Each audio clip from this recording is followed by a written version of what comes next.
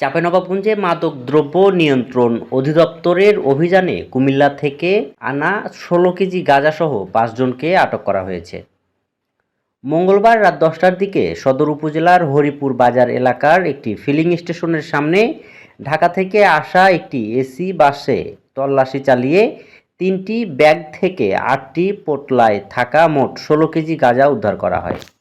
বাত ব্যথা, প্যারালাইসিস কিংবা আর্থ্রাইটিস, আধুনিক প্রযুক্তি ও অভিজ্ঞ বিশেষজ্ঞদের সমন্বিত চিকিৎসার নির্ভরযোগ্য নাম ডিপিআরসি।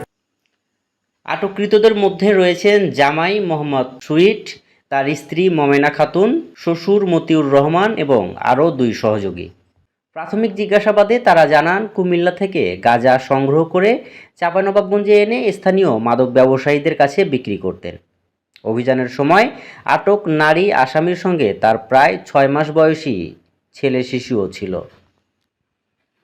মাদকদ্রব্য নিয়ন্ত্রণ অধিদপ্তরের উপপরিচালক চৌধুরী ইমরুল হাসানের নেতৃত্বে পরিচালিত এ অভিযানে আটক ব্যক্তিদের বিরুদ্ধে মাদকদ্রব্য নিয়ন্ত্রণ আইনে মামলা দায়েরের প্রক্রিয়া চলছে বলে জানিয়েছেন চাঁপাইনবাবগঞ্জ মাদকদ্রব্য অধিদপ্তর।